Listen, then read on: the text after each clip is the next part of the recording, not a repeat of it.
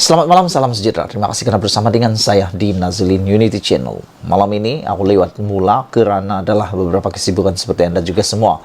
Tapi dalam kesibukan kita tuh, kita jangan lupa untuk mengulas dan mengetahui keadaan politik sebangsa Malaysia. Ada orang cakap, ala boring lah politik Malaysia, ala boring lah nak cakap politik Malaysia. Nah, aku nak beritahu kamu semua, kalau bukan kita yang mengambil berat tentang politik Malaysia, maka ahli politik akan bermaharajalela dan mereka akan bekerja sambil lewat dan juga tidak bekerja sebaik mungkin. Jadi pentingnya kita mengetahui dan juga mengulas, dan lebih daripada itu kita mesti berpikiran kritik untuk menambah baik sistem politik yang ada di Malaysia. Hari ini Parlimen Malaysia bergema lagi, kecoh lagi.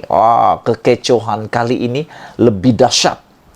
Ini berkaitan dengan tuntutan aset Kesultanan Sulu terhadap Sabah. Dan ini juga telah mengaitkan Najib Tun Razak. Sehingga Rafizi Ramli telah mengajak semua ahli-ahli PKR maupun seluruh Malaysia membuat laporan polis pada hari esok.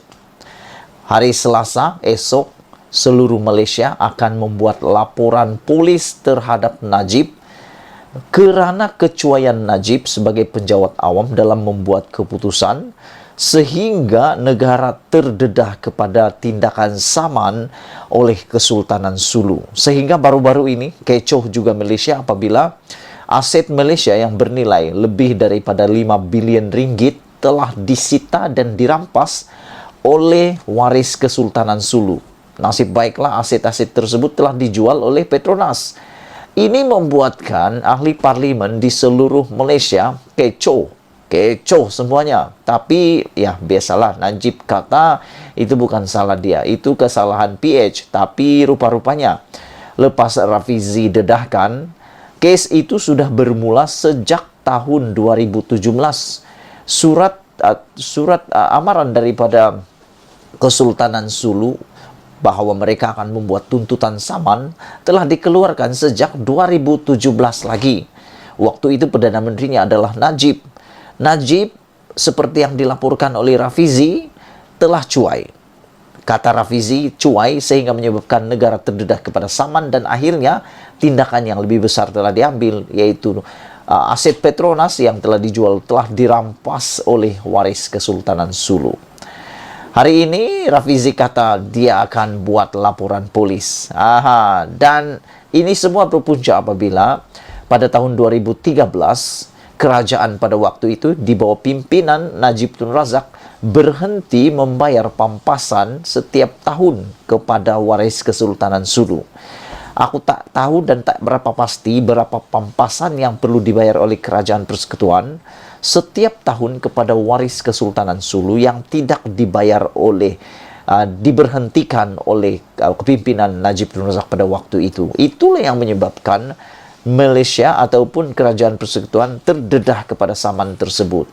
Akhirnya Rafizi kata dia mengajak Malaysia untuk buat laporan polis di seluruh negara. Kita tunggulah esok pagi apa yang terjadi. Bahkan baru beberapa menit yang lepas Rafizi telah mempost di dalam tweetnya. Dalam tweet terkini Rafizi, beliau telah mengungsikan satu draft laporan polis yang seragam di seluruh dunia. Dunia pula, seluruh negara, untuk melaporkan tentang kecuaian Najib yang beliau kata sebagai penjawat awam pada waktu itu. Dan Rafizi kata menjadi hak rakyat Malaysia ada hak untuk menyaman penjawat awam yang cuai menyebabkan kerugian kepada negara, kata Rafizi Ramli. Hari ini yang lebih hangat dan luar biasa lagi adalah apabila Parlimen Malaysia kecoh yang sangat kecoh. Kecohnya bukan alang-alang. Kerana apabila Speaker Dewan ataupun Dewan Rakyat menolak usul untuk membincangkan khas berkaitan tuntutan aset ataupun rampasan aset Petronas oleh Kesultanan Waris Kesultanan Sulu. Ini menyebabkan ramai ahli parlimen tidak berpuas hati. Dan mereka telah kecoh. Dan yang paling hot adalah apabila ahli parlimen daripada Sabah ahli parlimen warisan daripada Sabah, mengeluarkan kenyataan yang amat luar biasa panas ini. Yaitu beliau bertanya, adakah Sabah masih relevan kepada kerajaan Malaysia? Wow. Ini ahli parlimen sewarisan menyatakannya.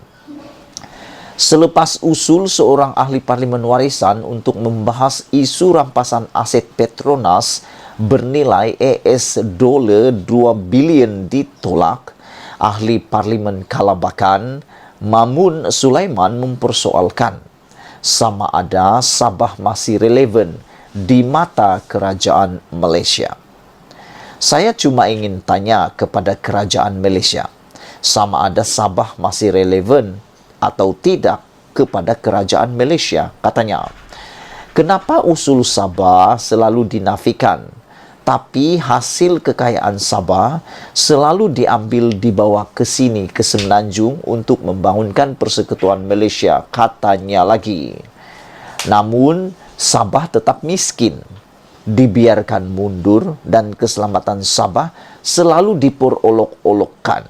Katanya dalam sidang media bersama beberapa ahli parlimen warisan lain, antaranya Aziz Zaman Sepanggar, Rosman Isli Labuan, dan Isna Raisa Munirah Majlis Kota Belud. Beliau juga mengulas bahawa Mamun mendakwa isu berhubung keselamatan negeri di bawah bayu itu, yaitu Sabah juga, tidak diambil serius, katanya. Terdahulu hari ini, tindakan Speaker Azhar Harun menolak usul bagi membincangkan isu tersebut, mencetuskan kekecohan di Dewan Rakyat. Azhar menolak usul tersebut daripada dibahaskan di parlimen atas alasan ia berunsur subjudis. Bantahan demi bantahan disuarakan, yang akhirnya menyebabkan Isna Raisah digantung 2 hari daripada parlimen.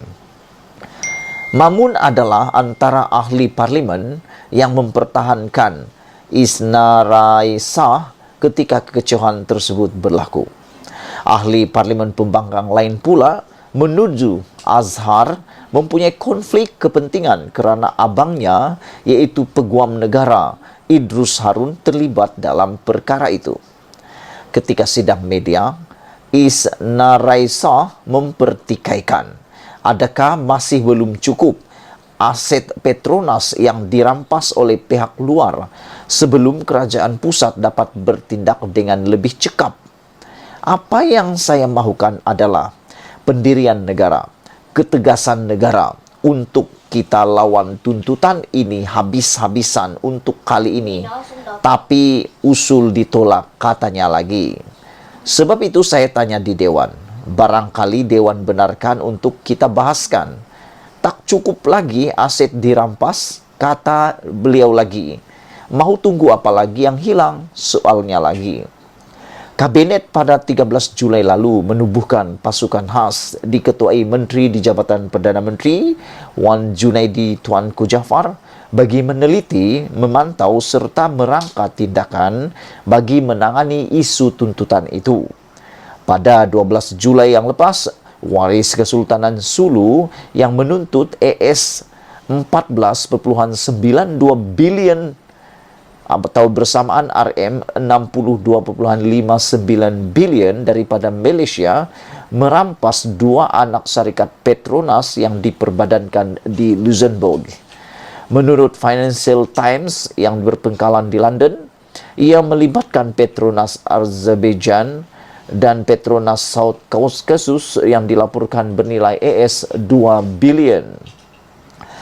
Petronas berkata kedua-dua aset itu sudah dilupuskan. Rampasan itu adalah sebahagian daripada tindakan undang-undang waris Kesultanan Sulu pada tahun 2017 untuk mendapatkan pampasan tanah di Sabah yang didakwa dipajak oleh nenek moyang mereka kepada sebuah syarikat pada 1878.